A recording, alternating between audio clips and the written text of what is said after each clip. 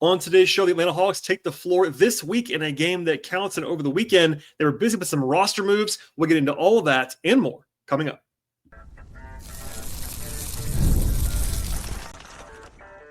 You are Locked On Hawks, your daily Atlanta Hawks podcast, part of the Locked On Podcast Network. Your team every day. Hello, friends. Welcome to episode 2080 of the Locked On Hawks podcast. I am your host, Brad Rowland, coming to you on a Sunday evening into Monday. And today's podcast is brought to you by the folks at FanDuel Sportsbook. And right now, if you're a new customer, you bet just $5. If your first bet wins, you get $300 in bonus bets to use across the FanDuel app. Head to FanDuel.com right now to get started. I also want to encourage you at the top of the podcast, as I always do, to make Locked On Hawks your first listen each and every day. Check us out. Subscribe to the podcast anywhere you get your podcasts. That includes Apple and Spotify. We are also on YouTube, so please like this video, leave a comment, a rating, and review. And, of course, be sure to tell your friends and your family about this podcast. We appreciate you being here as always. It's been a busy weekend for the Atlanta Hawks. And things get underway, by the way, as far as regular season action on Wednesday with a home game. It's here. The season is definitely upon us at this point in time. And on today's pod, we'll be talking about what happened over the weekend, mostly, and then kind of what informs Monday, which is another big day in Hawks land before things actually get underway on the court on Wednesday. But to take you back a little bit, about 48 hours or so as you listen to this podcast on Monday, Saturday was very busy. So as a reminder, Monday at 5 p.m. Eastern time is the deadline for the Hawks and other teams to set their rosters for the actual regular season. Basically, a lot of that work, though, gets done on Saturday because Saturday was the deadline to decide on guys that have non-guaranteed contracts. There were a few teams in the league that had more than 15 guaranteed contracts, and they have a little bit more time if they want to take it. For example, today, old pal Kobe Bufkin got cut by the Nets because they had an extra guaranteed contract. There was actually 3 teams in the league that have that.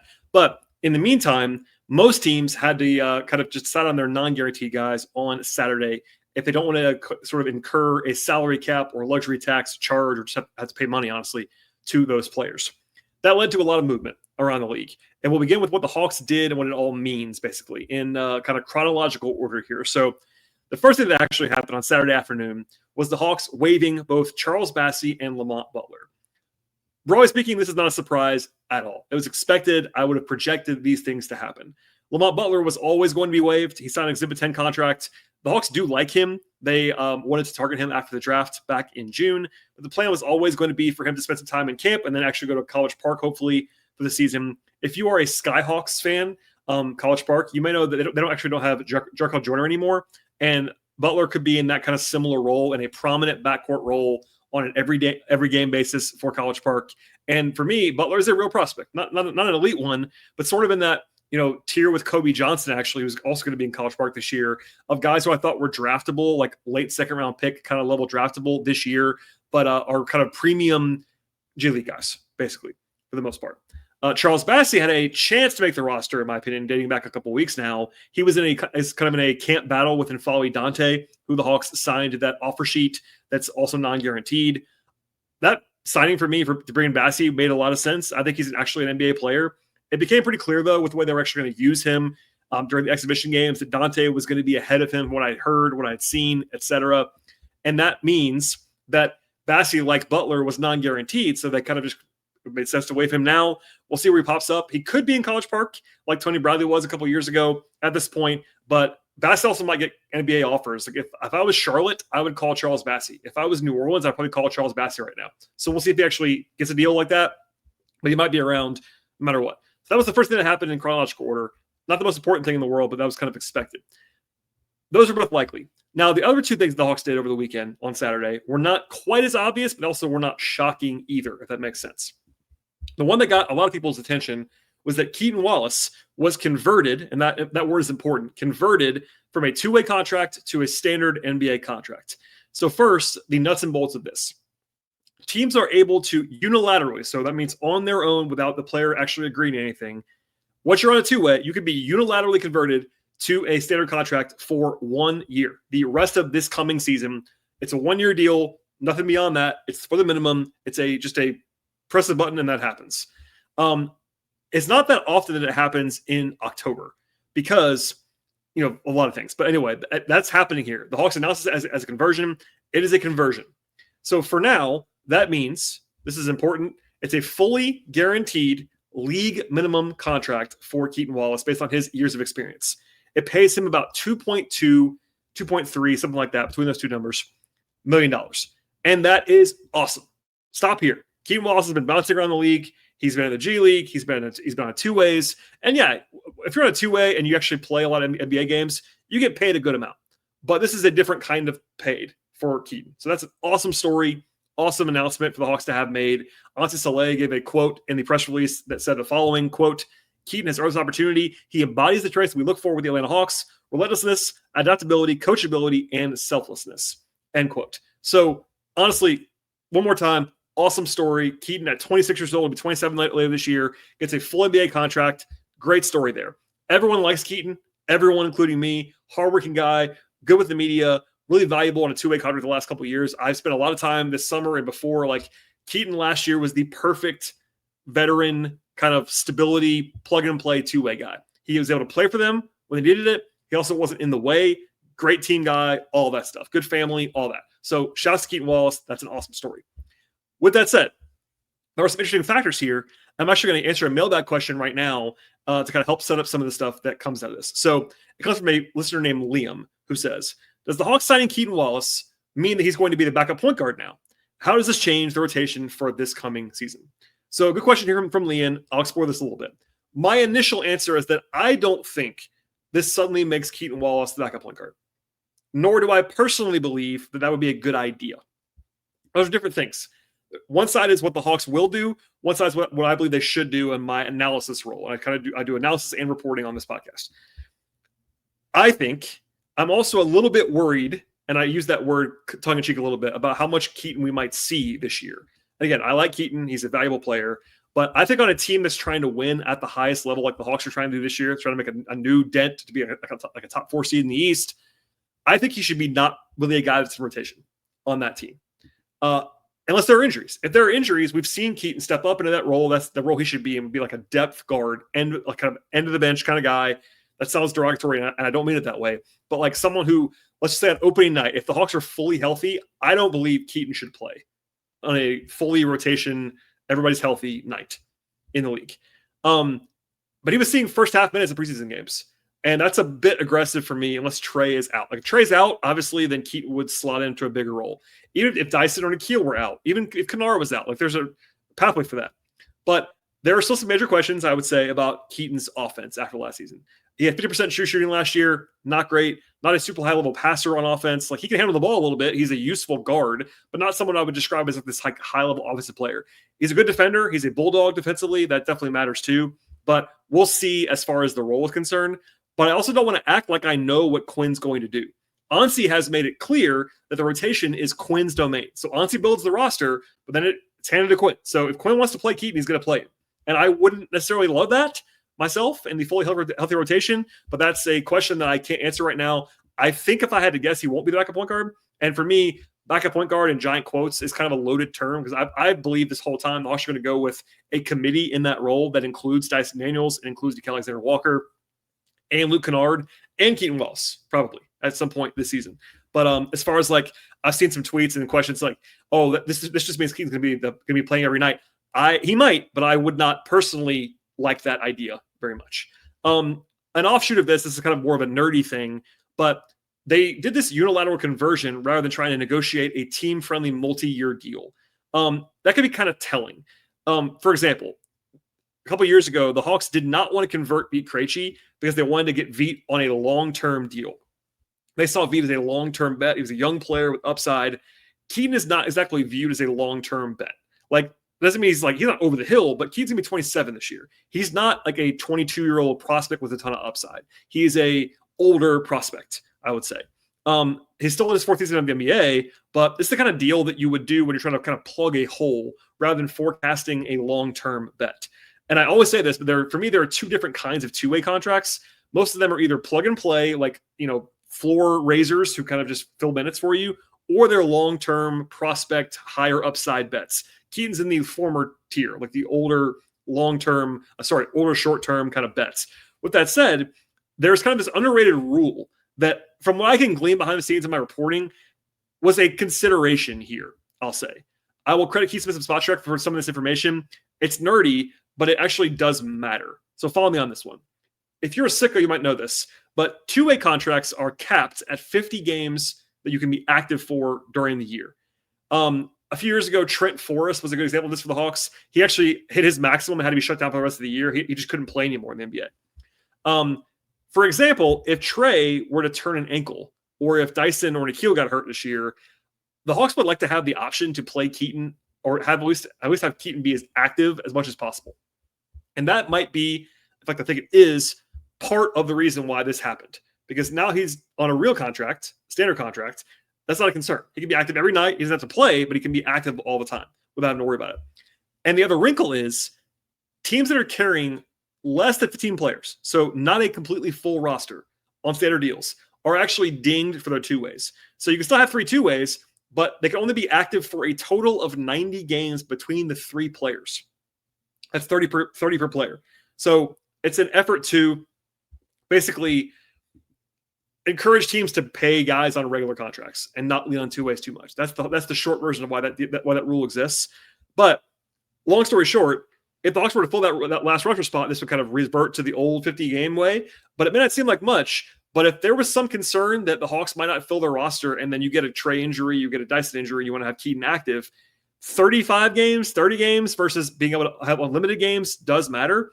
And we'll get this in a second to how they fill the two-way spot. They also had a very natural guy to replace Keaton on a two-way who has the same level of experience. It's actually younger, long-term bet potentially. So I said a lot there. There's some nerdy stuff. In the end, this is not the biggest deal in the world. It's not a long-term contract. It's still a 1-year deal for Keaton. But instead of having to worry about whether he's up and down or not, he'll just be around and be active. Also, he could still play in College Park. That wouldn't surprise me. That's not an unnormal thing that could happen. But biggest thing is, shouts to Keaton. He got paid. That's an awesome story. It's $2 million pre-tax and all that, but it's a bunch of money. Good for him. And the Hawks have another depth piece that they can kind of more freely use, I would say, over the course of the season. Now, we will get into much more of what transpired today, including Caleb Houstan, what happens there, because that's the other fallout of this, plus the rest of the roster, other stuff, etc. It's all coming up after a word from our partners. Peloton is shaping the future of fitness with a brand new Peloton cross-training Tread Plus powered by Peloton IQ. It's their most advanced equipment yet, designed to give you real-time guidance and endless ways to move, whether you're running, lifting, or cross-training with your favorite instructors. This is training reimagined. Peloton is built for breakthroughs with tools that can actually help you plan, stay motivated, and reach your peak performance. The Peloton IQ system offers real-time strength coaching and is a huge win for me and honestly anyone that I've heard that's used Peloton in any way, shape, or form. It's always drawn rave reviews. It actually tracks your reps for you, adjusts the right weights for you, corrects your form, etc., making every single rep safer and smarter. And also the swivel screen, which is an absolute game changer. You can go from running on a Tread Plus, strength training without missing a beat whatsoever. And they also have personalized platform recommendations that help you keep engaged with them. You get your workouts tailored to your vibe and energy level each and every week. So let yourself run, lift, flex, and push forward. Explore the new Peloton cross-training Tread Plus today at onepeloton.com. That's onepeloton.com. This is brought to you by Monarch. Let's be honest. Most of us can't even name our pension accounts, let alone what they're actually worth between 401ks, savings, and investments. It can be easy to lose track sometimes and actually potentially leave money on the table, which you do not want to do. And that's why I started using Monarch. Monarch is an all-in-one personal finance tool that brings your entire financial life together into one clean, easy-to-use interface on your laptop or on your phone. Monarch has helped me organize my accounts, track my spending, and actually get a better handle on my investments, all without having to actually touch a spreadsheet on my own. It's also very helpful to be able to review everything with your financial advisors or with your partners, seeing shared goals, and actually making better financial decisions in the process. At Monarch, they do the heavy lifting for you, and their visual dashboards and smart tools actually make it so much easier to understand where your money is going and how to make it work harder for you in the process. Do not let financial opportunities slip through the cracks. Use code LOCKEDONNBA. That's code LOCKEDONNBA at monarch.com for 50% off your first year. That's monarch.com. The code is LOCKEDONNBA for half off your first year. All right, so Keaton Wallace has been converted from a two-way to a standard contract, and that, in that very brief moment, left the Hawks with a two-way slot open until they decided to convert Caleb Houstan from an Exhibit 10 contract to a two-way contract. Now, I will say, I'm tongue in cheek. These moves were made in tandem. This was decided at the same time. It was not going to be, oh, Keaton's gone, let's fill this spot. This was all done at once in moving fashion. So when the Hawks first were reported to have signed Caleb Houstan or agreed with him back this summer, there was some uncertainty on what the structure of that deal actually was. I then reported a couple months ago that it was non-guaranteed. That was surprising to some people, but it was Exhibit 10 contract, and that meant a lot of things. But I answered a question a couple months ago about what the reason was, basically why that would have been non-guaranteed. And it was basically from a team side, it's all upside on a non-guaranteed deal. If you can get a player to sign an Exhibit 10, it's a great thing for the team because it's just all the team advantage, basically. So there's flexibility involved is the short term of what I'm saying. Here's an example of that. Exhibit 10s can be converted unilaterally into two-way contracts for players who are eligible to sign two ways. And this is Houstan's fourth season, so he's actually still eligible for a two-way. You're only eligible for a two-way in your first 4 years. So Caleb Houstan is still eligible for a two-way, and the Hawks knew that the entire time.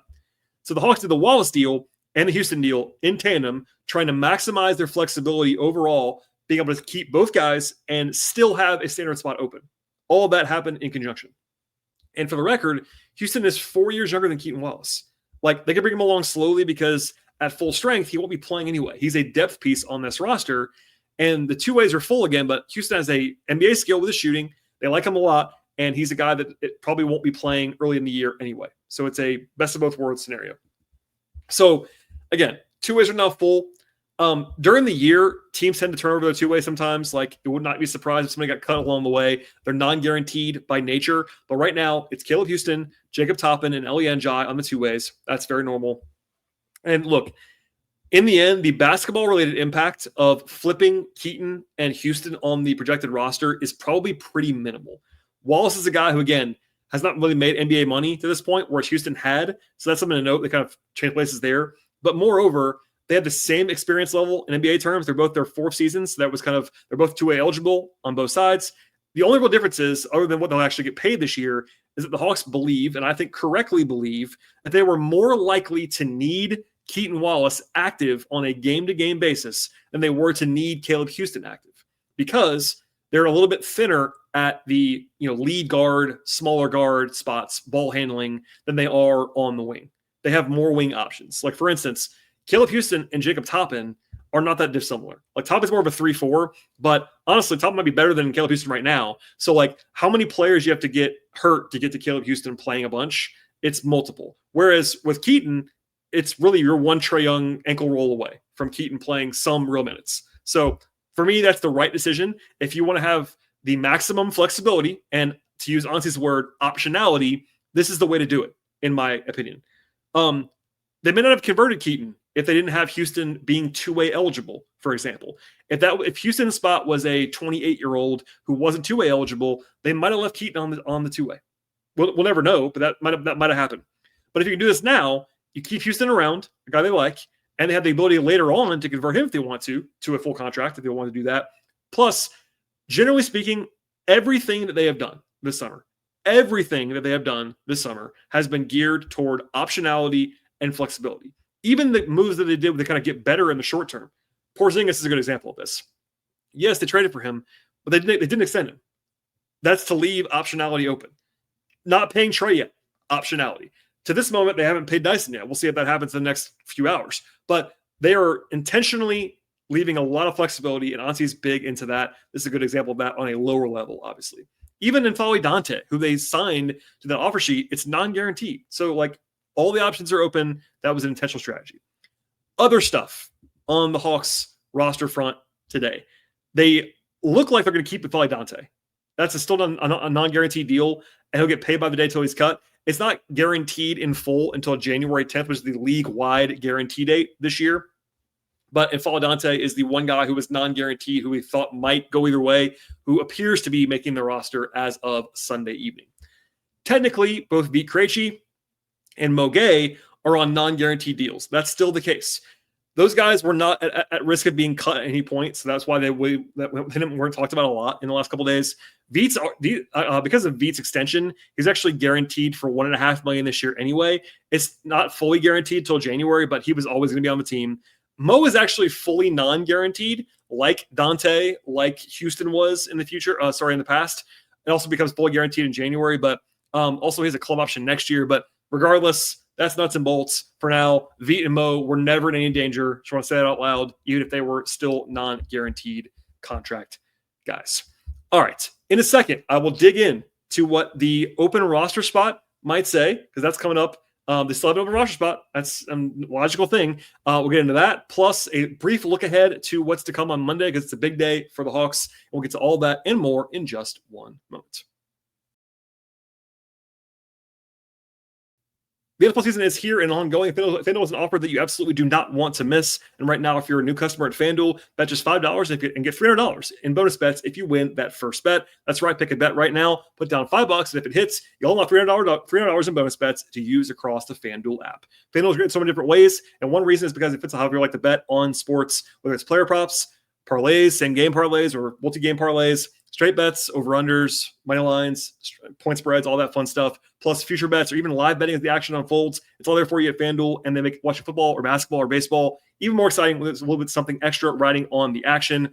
They also have every single sport you can think of across the board, from football to the NBA, of course, WNBA. They have college basketball, college football, baseball, hockey, golf, tennis, soccer. They have auto racing, boxing, MMA, and so much more. And whether you're a casual fan or you just love diving into all the stats at FanDuel, they make everything with a game experience so much better for you. FanDuel is quick, it's easy, and they're fast to pay out when you win. And it's the best way to add a little bit more energy to your game days this fall and this winter. So what are you waiting for? Visit FanDuel.com. That's FanDuel.com right now and download the FanDuel app and get started today.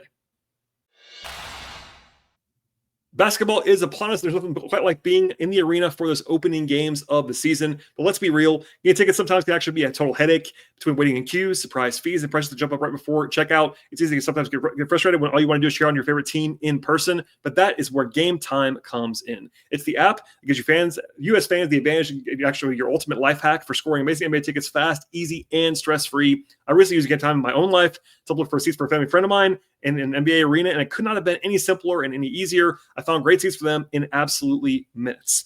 At Gametime, I'll let you actually see what you actually pay with no hidden fees at checkout. Plus, you can see exactly what you're actually going to be looking for in the arena and the view from your seats before you actually get into the building with their in-app seat view feature.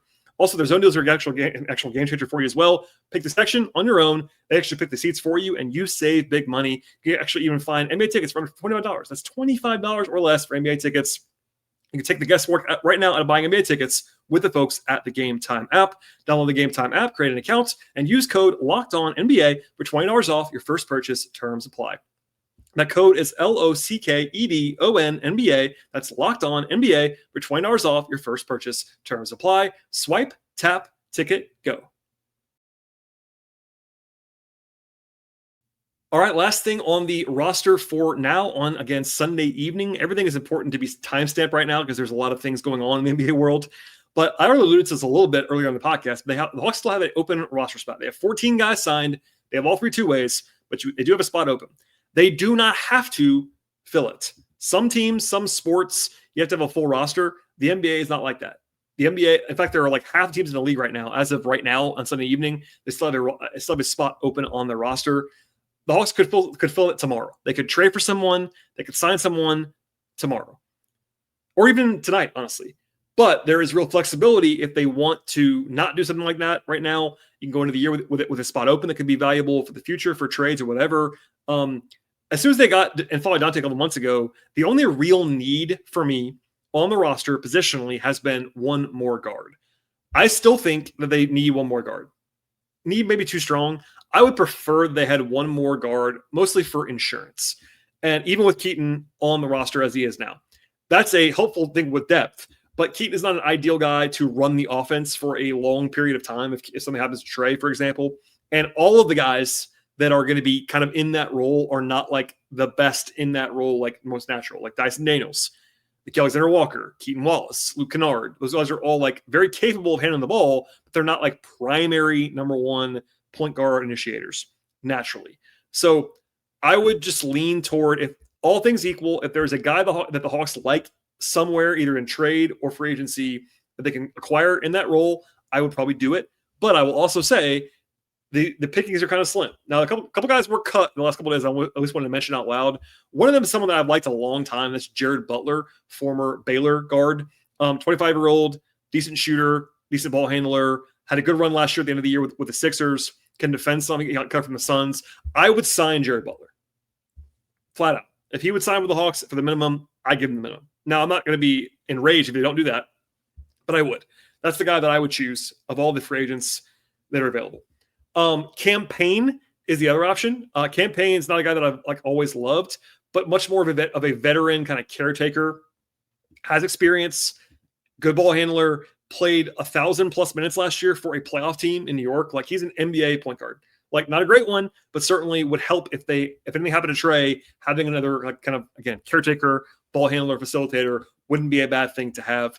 And one more note here, because I got questions about this in a flood earlier. The Nets cut Kobe Bufkin today.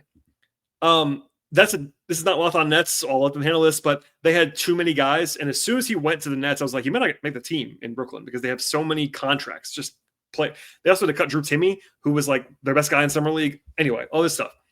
What matters is why I'm bringing it up now. People were asking if the Hawks could sign Kobe. And the answer is they literally cannot. They are not allowed to sign Kobe Bufkin. I don't know if they would anyway, to be honest with you, but even if the Hawks could, they cannot. They're not legally allowed to because they traded him.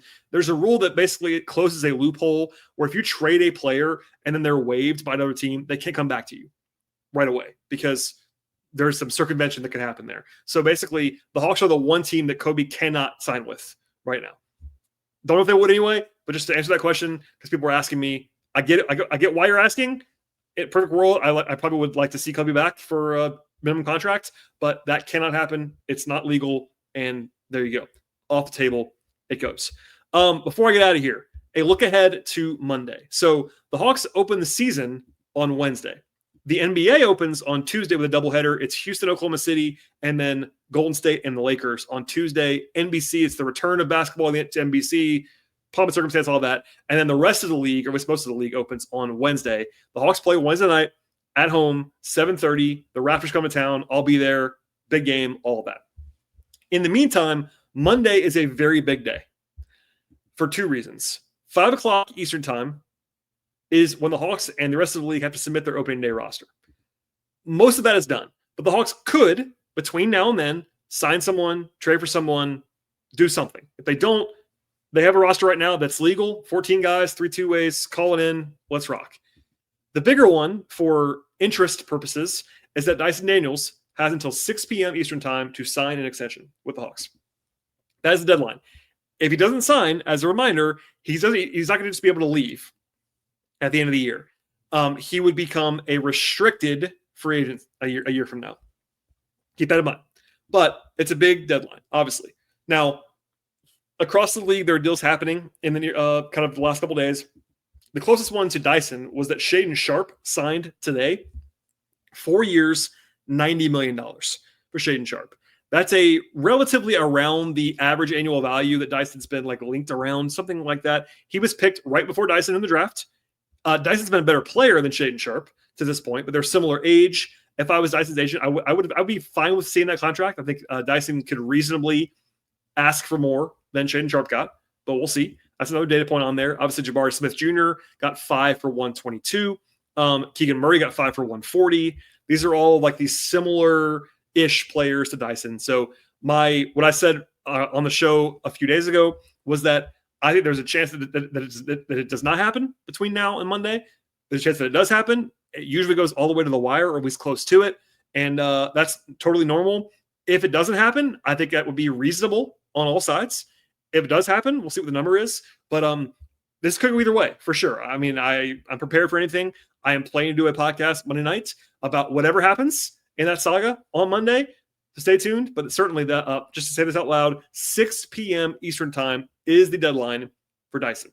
We'll probably hear something before then, but I'm not kidding. Oftentimes, it's the last hour or two when these deals are happening. DeAndre Hunter was at the last minute. Jalen Johnson last year at the last minute. So we'll see what happens, but stay tuned for that. That's a big thing on Monday. And then I will do a show again on Monday evening to react to whatever happens there.